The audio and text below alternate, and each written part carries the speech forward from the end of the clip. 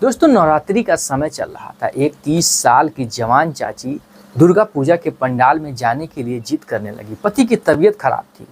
घर में 20 साल का जवान भतीजा था। वो चाची जो होती है अपने भतीजे को लेकर दुर्गा पूजा के पंडाल में पहुंचती है। रात के लगभग 8 बज चुके थे। भतीजा जो होता है अपनी चाची को सजे संवरे हुए देखता है तो उसके हुस्न का दीवाना हो जाता है। वो लेकर दुर्गा पूजा के पंडाल में पहुंचता है। दोस्तों, पंडाल में पहुंचने के बाद पूजा पाठ करती हैं और मेले वगैरह घूमती हैं, और जो लड़का होता है, भतीजा होता है, वो घुमाकर वापस घर के लिए निकलता है। लेकिन दोस्तों, रास्ते में ही वो अपनी चाची के साथ कांड कर बैठता है, क्योंकि वो अपनी चाची का ही वो दीवाना हो चुका था। दोस्तों, लेकिन उधर चाची जो भी थी वो अपने भतीजे का साथ देने लगी। दोनों को भी पछतावा नहीं था। दोनों पति पत्नी के रूप में हैवानियत करने लगे। समय गुजरता है, एक ऐसी घटना घटित होती है जिसका सुनकर आपके भी होश उड़ जाएंगे, पैरों तले जमीन खिसक जाएगी। आप भी थू थू करने लगेंगे कि समाज में आज भी ऐसे ऐसे लोग हैं जो ऐसे ऐसे पवित्र रिश्ते पर दाग लगा देते हैं और उस रिश्ते के बारे में भी नहीं सोचते कि आखिर हमारा और इसका रिश्ता क्या है। दोस्तों, ये सब कुछ कवर करेंगे इस कहानी की सच्चाई को। उससे पहले आपसे छोटी सी रिक्वेस्ट है, चैनल पर नए तो चैनल को सब्सक्राइब कर लीजिएगा। वीडियो हमारी अच्छी लगे तो वीडियो को शेयर कर दीजिएगा।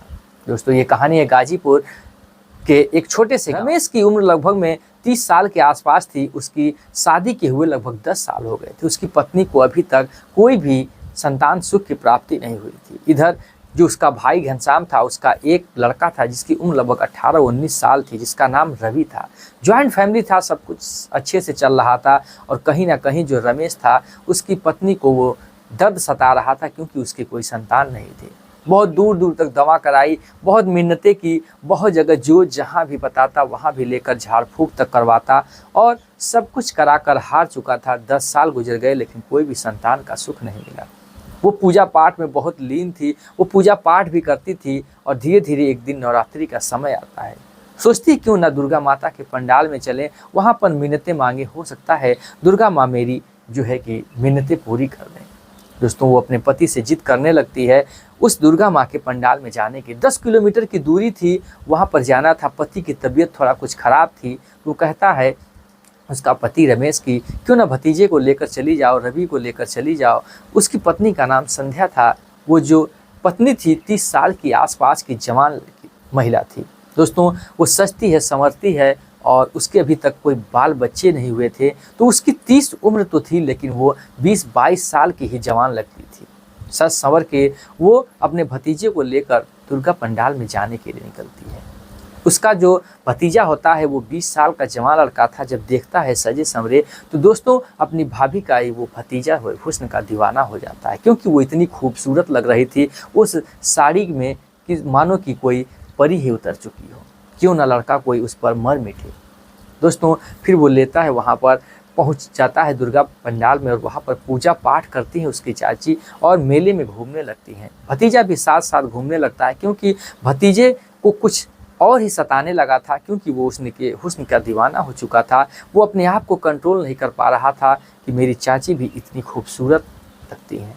दोस्तों, धीरे धीरे समय गुजरता है और बारिश आ जाती है। बहुत तेज़ से बारिश होने लगती है। सभी लोग जहाँ तहाँ जाकर छुप चुके थे। पास में ये होटल था, वहाँ पर ये लोग पहुँचते हैं, वहीं पे खड़े रहते हैं। समय धीरे धीरे रात गुजरने लगती है, लगभग 12-1 बज जाते हैं। उधर रमेश का फ़ोन आता है कि बारिश इतनी तेज़ हो चुकी है और तुम लोग कहाँ हो, अब तो तुम लोग आ नहीं पाओगे, रात ज़्यादा हो चुकी है, वहीं पर रह जाना। कहता है कि पास में ही होटल है, वहीं पर रुक जाओ, तुम लोग ठहर जाओ, सुबह आना, नहीं तो तबीयत ख़राब हो जाएगी।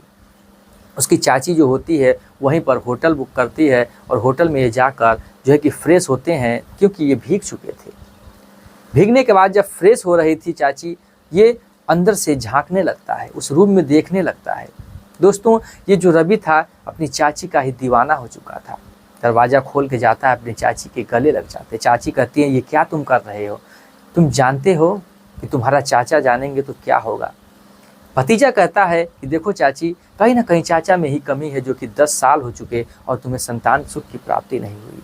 और चलो आज क्यों ना हम लोग रंगरलियाँ मना ले, हो सकता है कि आपकी सूनी गोद भर जाए। ये सुनती है इतना उसे भी गुस्सा लगता है, लेकिन कहीं ना कहीं उसे एक 20 साल का जवान लड़का पकड़ा हुआ था, तो उसे भी अच्छा लग रहा था, क्योंकि रवि भी बहुत जवान था और बहुत ही खूबसूरत था।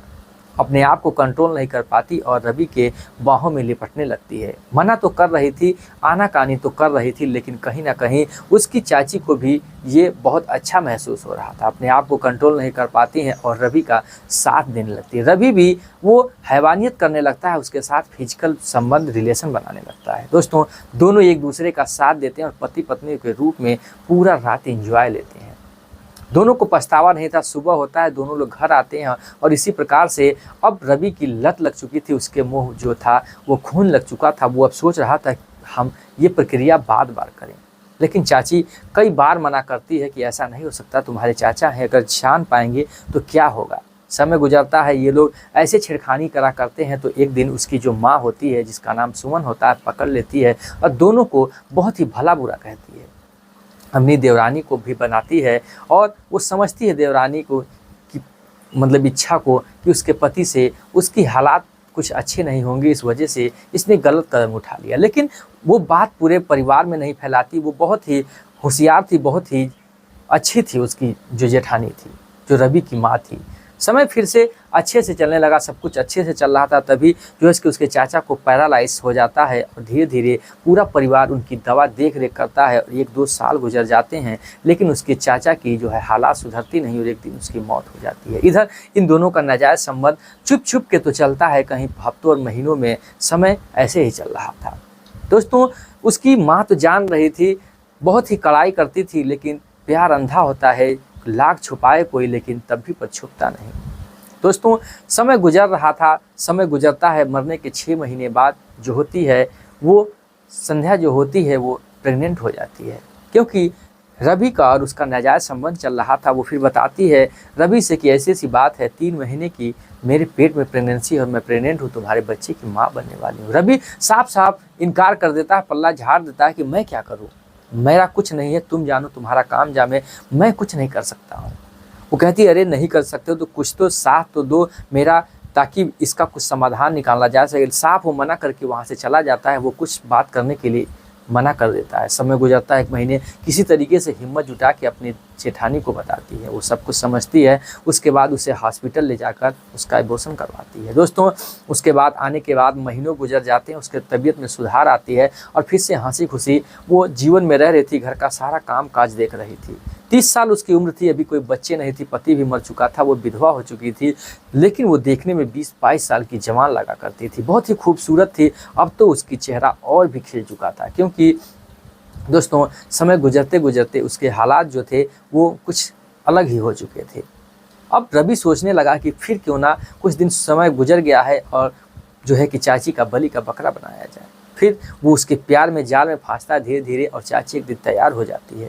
तैयार होने के बाद रूम में बुलाती है मैसेज करके और आता है, तभी कमरे की लाइट ऑन हो जाती है। उसकी माँ डंडे लेकर हाथ वही खड़ी थी और उसकी बहुत पिटाई करती है और समझाती है कि अगर तू मेरा बेटा नहीं होता तो तुम्हें जान से मैं मार डालती, शुक्र मना तू मेरा बेटा है। दोस्तों, उसके बाद जो होता है कि लास्ट वार्निंग दी जाती है कि अब आइंदा जीवन में यहाँ पर तुम कभी मत आना, और उसकी एक अच्छी सी जो है कि लड़की देखकर उसका विवाह कर दिया जाता है। वो अपनी पत्नी में हंसी खुशी अपना रहने लगता है। चाची अपने जीवन में उधर खुशी से रह रही थी, जान रही थी कि हमारा सब कुछ जीवन इसी में है, अब मुझे ऐसे सब काम करने से कोई फ़ायदा नहीं, कोई मतलब नहीं, बेइज्जती होगी और कुछ नहीं होगा। दोनों देवरानी और जेठानी बहुत अच्छे से जीवन अपना गुजारने लगी और जीवन हंसी खुशी से सबका चलना लगा। लेकिन कहीं ना कहीं दोस्तों, कहानी सुनाने का मकसद हमारा किसी के भावनाओं को ठेस पहुंचाना नहीं है, क्योंकि आपको जागरूक करना है कि घटना किसी के साथ हो सकती है। जैसे एक संध्या अपने पति से परेशान होकर अपने भतीजे के उस संपर्क में आई और भतीजे से नाजायज़ संबंध बना बैठी, ऐसे ही घटनाएं किसी के भी साथ हो सकती हैं। आप भी सोच समझ कर अपनी पत्नी या अपने परिवार को छूट दें, जिससे कि ऐसी घटनाएं घटित ना हो, कोई भी किसी के जाल में ना फंसे, आपका भी परिवार ना बर्बाद हो। दोस्तों, फिर मिलेंगे ऐसी इंटरेस्टिंग और इमोशनल कहानी लेकर। जय हिंद, जय भारत, वंदे मातरम।